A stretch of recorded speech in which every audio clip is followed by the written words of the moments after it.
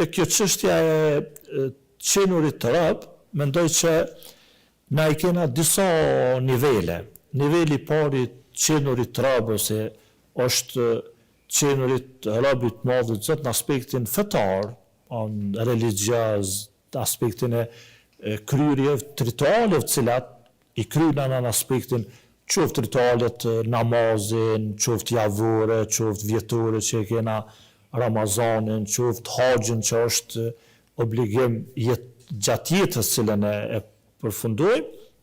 Mirë po krahas kësaj na kena do të me qenë rob të madhut Zot edhe në aspektin shoqëror.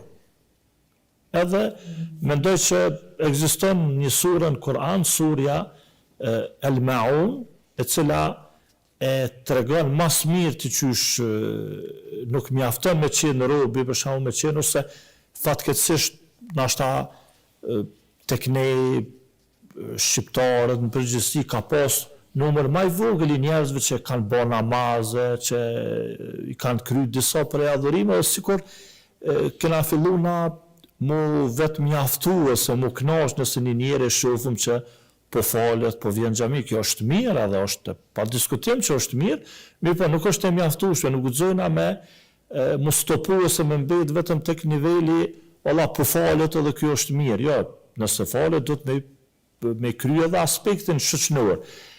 Surën Maun Allah thot ara'ayta alladhi yukadhibu bid-din. Ai ka po ato I cili e përgënjeshtron ditën e gjykimit. Çka thot I Madhi Zot? Fadhalika alladhi yad'u al-yatim. Ky është ai I cili e përzon jetimin. Do të nuk është ka qatë zemrën e ngurtë që nuk I ndihmon, nuk e përkran, nuk e wala yahuddu ala ta'amil miskin. Edhe nuk e ushqen të varfrin ose I pengon tjerët për me ushqy nevojtarin. Në pjesën tjetër çka thot? Fawailun lil musallin.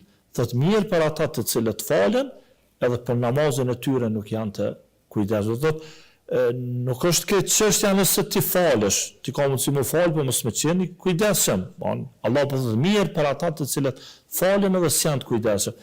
Mirë po para se me kalu te namazi, Allah pi përmend një varforme dy kriteret që përmasin besimin. Namazin po e lën tretën, pi përmend dy kritere. Kriteri I parë ndihma dhe përkrahja ndaj jetimit, edhe ndihma dhe përkrahja ndaj skamnurit. Pse I ka zgjedh I Madhi Zot pikërisht këto dy kategori? I ka zgjedh këto kategori se janë kategori të marginalizuar në shoqëri, parimisht supozohet me qenë që s'kan as pushtet, as ndikim, në një forme, nëse na ju ndihmojna këtyre, nuk pritet me pas një kthim mon prej anës tyre për neve. Dhe të edhe, një forme këto matet besim, edhe thjesht, I Madhi Zot e ka lidh besimin me botën tjetër, me ndihmesën ndaj të varfrit edhe jetimit.